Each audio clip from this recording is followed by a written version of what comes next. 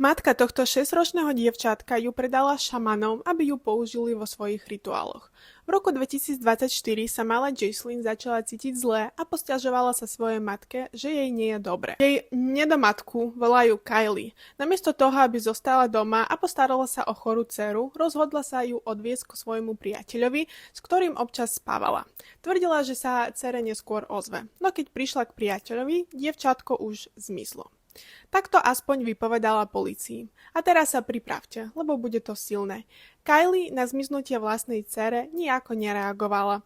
Bolo jej to úplne jedno. Až po 2 dňoch nahlásila polícii, že Jaislyn zmizla. Zatiaľ, čo sa spustilo intenzívne patranie po nezvestnému dievčatku, Kylie si ďalej žila svoj bežný život. Chodila sa prechádzať s kamarátkami a plánovala dovolenku. Kým susedia panikárili, modlili sa a zapájali sa do patrania, Kylie pridávala príspevky na sociálne siete, ako keby sa nič nestalo. Postupne si ľudia začali šepkať, pretože Kylie zrazu zbohatla. Mala veľa peňazí, ktoré míňala bez rozmýšľania. A potom sa objavila informácia, že sa niekomu priznala, že svoju dceru predala Sangome. Sangoma sú okultní liečitelia a šamani, ktorí praktizujú ľudovú medicínu najmä v Južnej Afrike. A áno, niektoré ich rituály zahŕňajú ľudskú kožu, mäso či oči. Kylie vraj predala oči, kožu a ďalšie časti tela svojej 6-ročnej dcery za $20,000. To bola cena tohto dieťaťa. Znie to šialene, ale rovnakú verziu príbehu počulo až príliš veľa ľudí.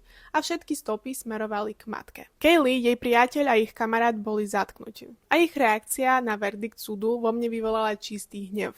Prednedávnom boli všetci traja uznaní vinnými z únosu a predaja Jaislyn. Ale v prípade je jeden vážny problém. Neexistujú žiadne fyzické dôkazy. Žiadne telo, žiadne stopy. Jediné, čo majú vyšetrovatelia, sú svedecké výpovede. Ale to stačilo na odsúdenie.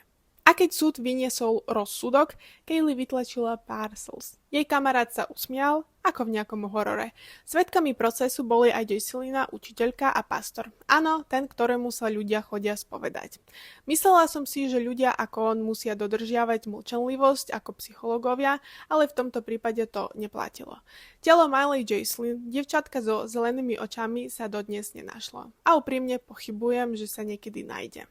Jedine, v čo ešte dúfam, je, že neskončila v otroctve.